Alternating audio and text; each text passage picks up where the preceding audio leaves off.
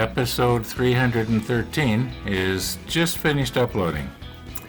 And what's happened is I've only got 3 comments that I've checked.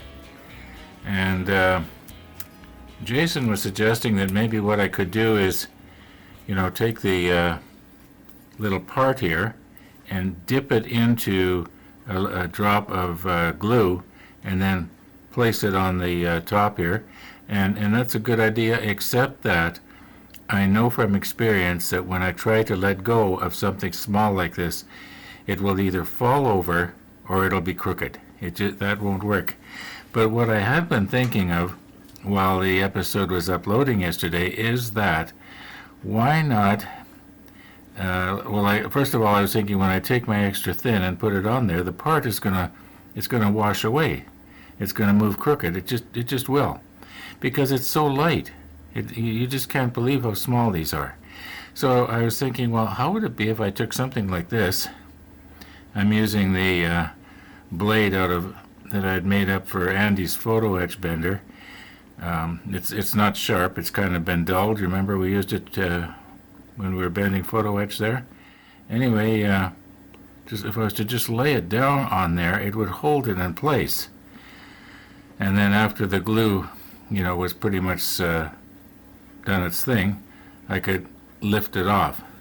But just a moment ago, I had the brainy idea, how would it be if I tried to stand this up the way it is supposed to go, and then place this on top, and I might have to wiggle it a little bit back and forth and get it, it'll be standing straight up and down, and then put the extra thin on the 3 pegs that are going down against the top here, and I think you know what I'm getting at here. Now, I haven't tried it, so I'll stick the macro lens on here and see if it's possible to take something like this, one of these, and stand it up the way it's supposed to go, and then hold it down with this. So just bear with me here while I change lenses.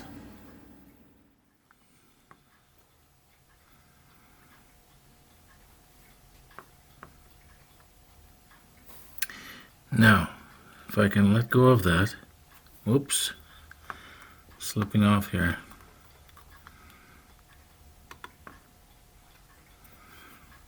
See, letting go is the problem. All right, it's pretty much in the right place.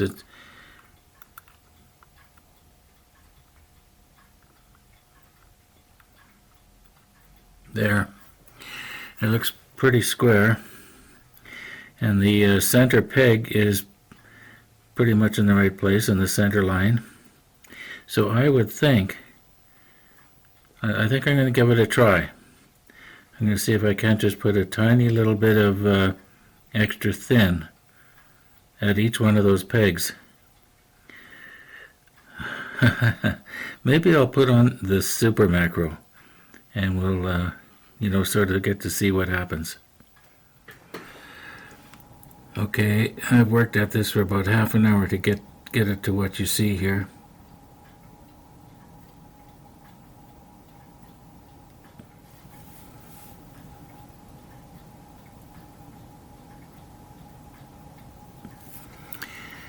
Now, can I get the center one?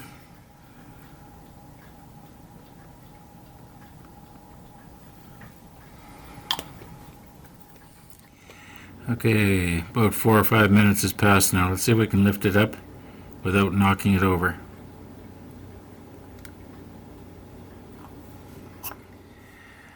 Well, I'm going to try and put the super macro on and see if we can't look really close at those connections and see what happened.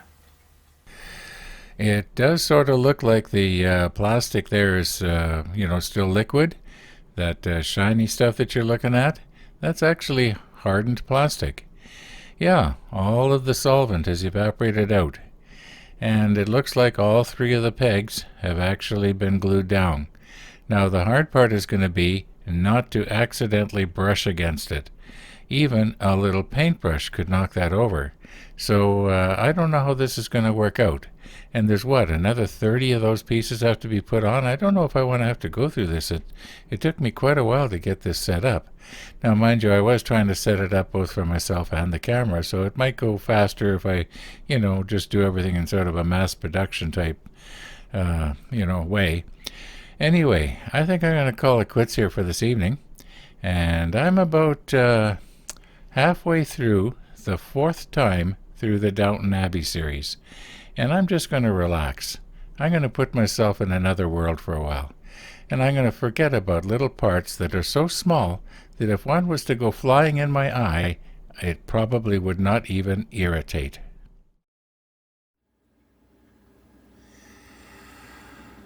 Well, it's the next morning here. It's a little after 9 o'clock. 9 minutes after 9. And I don't know what to do here. I've read the rest of the comments as of right now, and a lot of good suggestions. All of them I believe to be more or less plausible. Now, I'm not going to try them all to prove if they're plausible or not. But,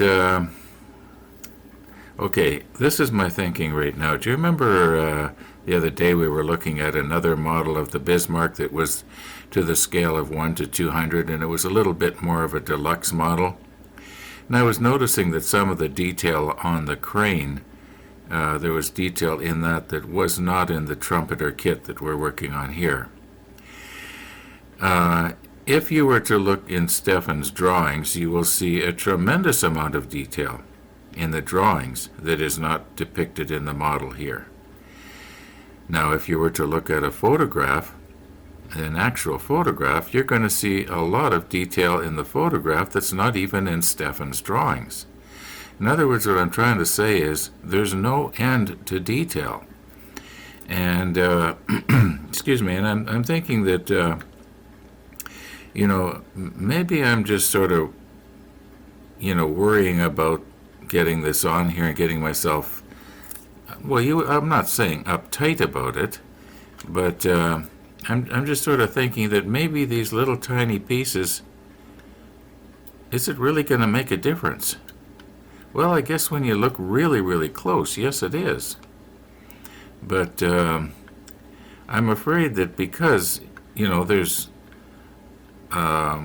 each one of these has 5 pieces and there's 4 turrets, so that's 20 of these small pieces that I got to try and put on. Do I want to go through the frustration that I went through yesterday trying to get these on? I don't know. I don't think so.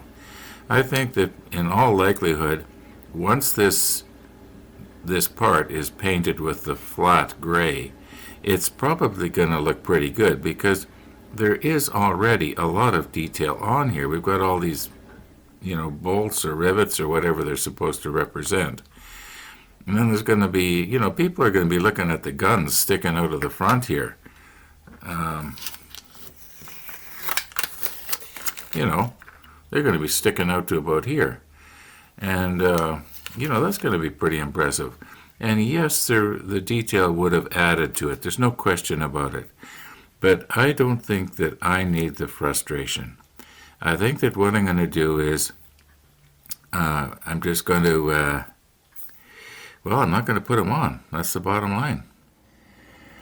Well, I guess I better decide how much of this photo etch I'm actually going to, be actually using, and how much am I not. And I would think that the ladders I'm definitely going to use, because that's something we can handle. But as far as all of the pieces, that look like this, they're just going to be too hard to put on. So I'm going to go ahead and I'm going to nip off the rest of the photo etch that I am going to use. Where's that piece now that we did? Oh, here it is. Okay, this ring, definitely going to put those on, because they were fairly easy. And the ladders, they'll go on. They will have to be painted the dark gray. I think that what I'm going to do here is I'm just going to go ahead and I'm going to put the rest of these on. I'm thinking out loud here because I'm sort of undecided as to what to do, and I'm sort of, you might say, making up my mind as we're online here, so to speak.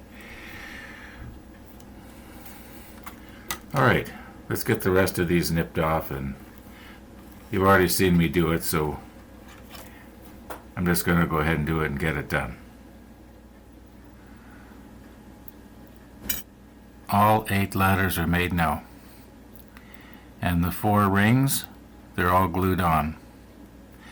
Now you remember a couple of days ago we were talking about these things here, and they have to go on the side right here of each turret, except that turret number 1 takes these ones here that are, you know, a lot flatter.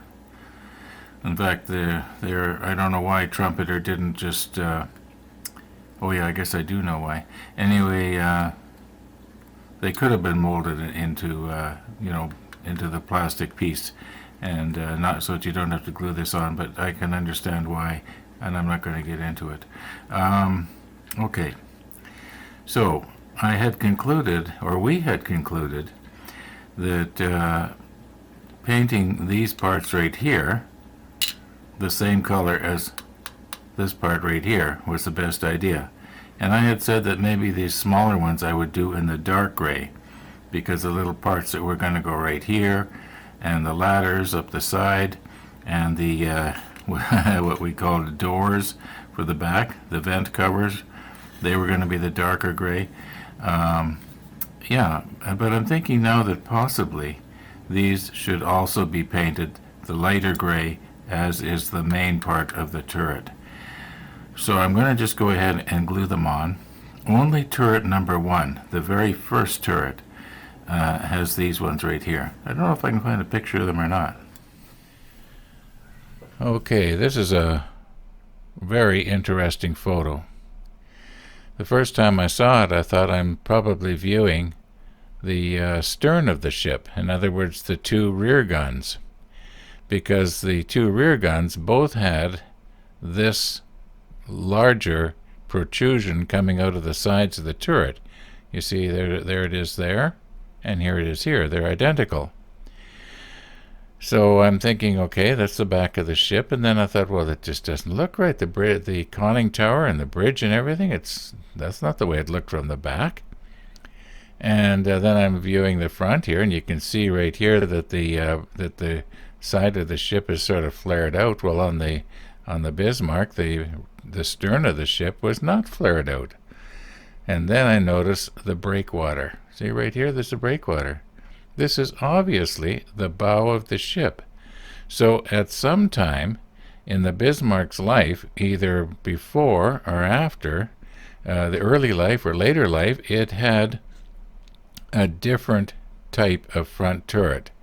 In other words, this part right here, where the mouse cursor is moving around on, was removed, and the flatter version was put on, or vice versa. Anyway, I find that interesting.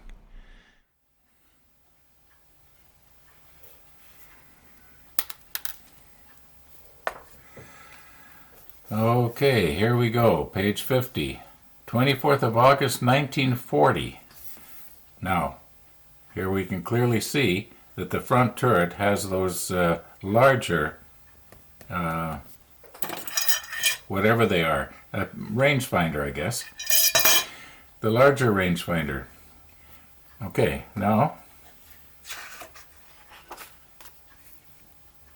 here we go. 1941, clearly they've taken them off.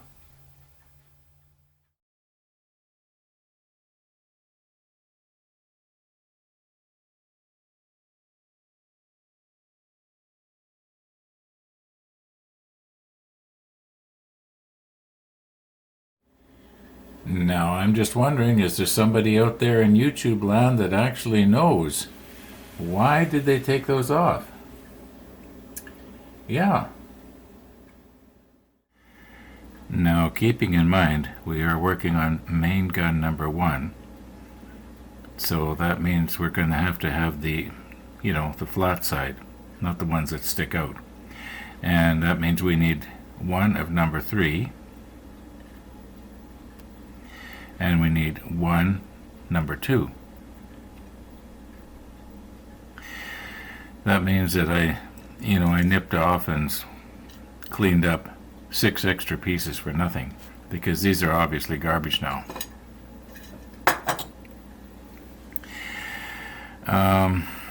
Yeah, that was too bad. I guess I could have saved myself a little bit of time if I had paged ahead or used my head. So this goes like this.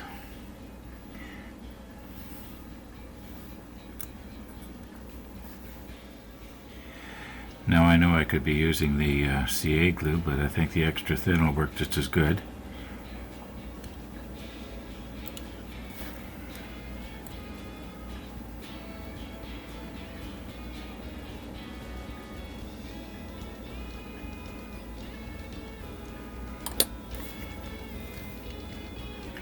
Now I'm hoping that's going to just sort of wick its way around.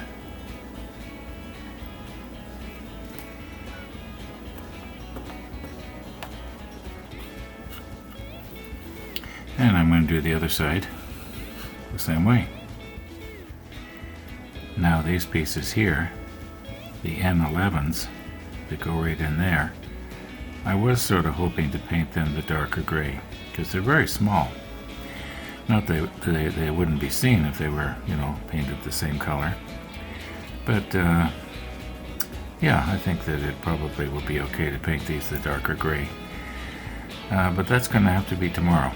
It's getting on this afternoon here, and yeah, so once again, thanks for watching.